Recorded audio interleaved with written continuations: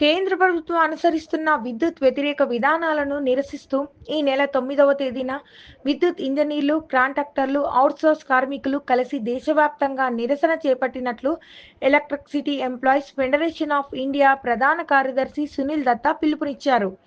హైదరాబాద్ సుందరయ్య విజ్ఞాన కేంద్రంలో national coordination committee electricity employees engineers ప్రాంతీయ సదస్సు సమావేశంలో వారు మాట్లాడుతూ కేంద్రంలో బీజేపీ అధికారం చేపట్టిన నుండి పార్లమెంట్లో 5 సార్లు విద్యుత్ సవరణ బిల్లును తీసుకురావడానికి చేసిన విశ్వ ప్రయత్నాలను, రైతు కార్మిక జాతీయ సంఘాల ఆందోళన వల్ల బిల్లు పాస్ కాలేదని దుయ్యబట్టారు.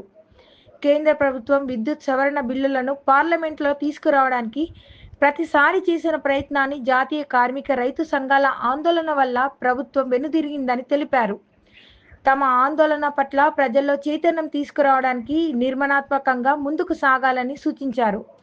దేశంలోని 27 లక్షల విద్యుత్ ఇంజనీర్లు, డిప్లొమా ఇంజనీర్లు కేంద్ర ప్రభుత్వ విద్యుత్ విధానాలపై తీవ్ర ఆగ్రహంలో ఉన్నారన్నారు. విద్యుత్ ప్రైవేటీకరణ ఆలోచనను ప్రభుత్వం ఉపసంహరించుకోవాలని డిమాండ్ చేశారు.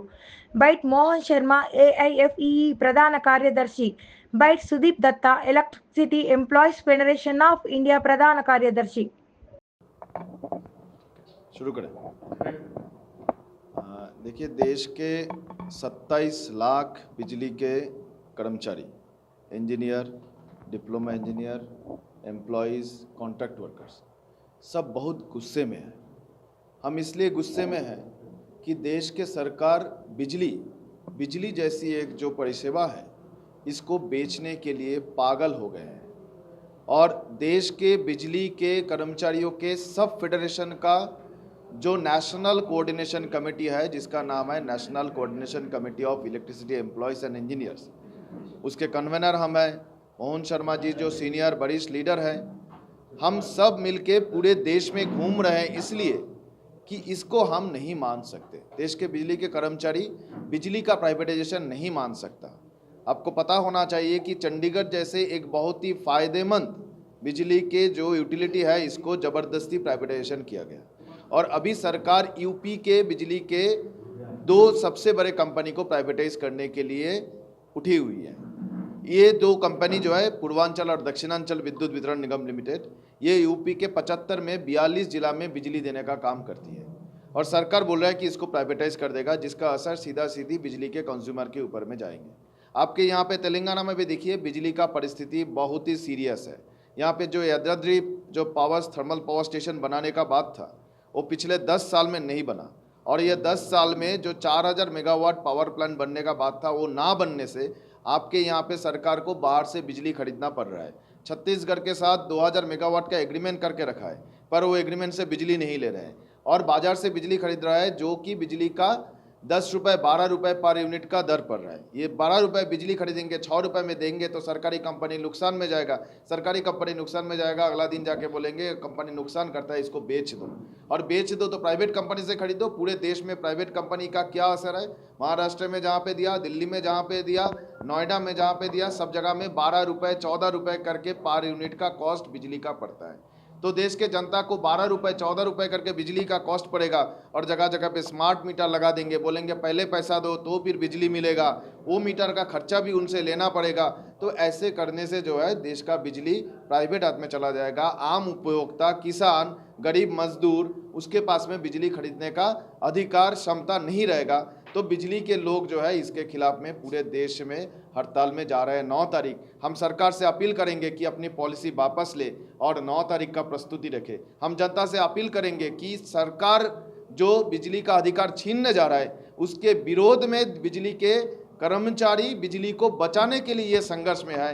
9 तारीख अगर उसका कोई असर जनता के ऊपर में होता है उसके लिए ये सरकार जिम्मेदार रहेगा। पूरा देश भर में 27 लाख बिजली के कर्मचारी, इंजीनियर, डिप्लोमा इंजीनियर हड़ताल में जा रहे हैं। मेरा नाम सुदीप दत्ता, मैं एनसीसीओई के कन्वेनर हूँ, नेशनल कन्वेनर एनसीसीओई।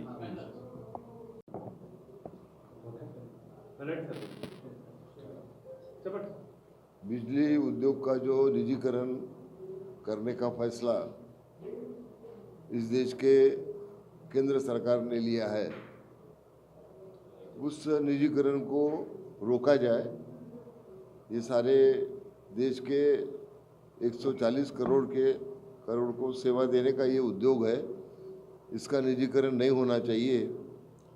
और अच्छे तरीके से, जिस तरीके से पिछले 65 साल से बिजली उद्योग को सभी इंजीनियर्स और कर्मचारियों ने चलाया, उस मुताबिक पब्लिक सेक्टर में ही ये उद्योग रहना चाहिए। ये मांग को लेकर और सरकार के, केंद्र सरकार के और अनेक राज्य सरकारों के निजीकरण के पॉलिसी के खिलाफ 9 जुलाई को पूरे देश के कर्मचारियों के संगठन, इंजीनियर्स के संगठन, डिप्लोमा होल्डर्स इंजीनियर्स के संगठन और कॉन्ट्रैक्ट लेबर और आउटसोर्सिंग करने वाले कर्मचारियों के संगठन, इन सबों ने मिलकर इस सरकार के निजीकरण के पॉलिसी के खिलाफ एक दिन का देशव्यापी हड़ताल करने का निर्णय लिया है, फैसला लिया है। और वो फैसला सभी राज्यों में अच्छे तरीके से वो रूबरू हो, उसका इम्प्लीमेंटेशन हो। इसलिए नेशनल कोऑर्डिनेशन कमेटी के तरफ से हम सभी नेतागण जो है, सभी यूनियन के पदाधिकारी जो है, ये पूरे देश के दौरे पर आए। उसमें आज 3 तारीख को हम लोग तेलंगाना में आपके साथ में हैं। यहाँ पर भी उसी मुताबिक, जिस मुताबिक पंजाब में, महाराष्ट्र में, मध्य प्रदेश में और राज्यों में, केरल में, तमिलनाडु में, सभी जगह में बिजली कर्मचारी और इंजीनियर्स इस निजीकरण के खिलाफ में आंदोलन करेंगे, हड़ताल करेंगे। उसी मुताबिक आंध्र प्रदेश और तेलंगाना के भी कर्मचारियों ने, इंजीनियर्स ने, सभी लोगों ने मिलकर इस निजीकरण के खिलाफ में हड़ताल में 9 जुलाई को शामिल होना चाहिए, ये अपील करने के लिए हम लोग आज यहाँ पर आए हुए हैं। और ये हमारा उद्देश्य है। इसके पहले भी केंद्र सरकार ने, जब से वो सत्ता में आए, तब से उन्होंने 5 बार बिजली का निजीकरण करने के लिए इलेक्ट्रिसिटी अमेंडमेंट बिल लाने की कोशिश की। 2012 में लाए उन्होंने, 2014 में लाए, 2018 में लाए, 2020 में लाए, 2022 में लाए।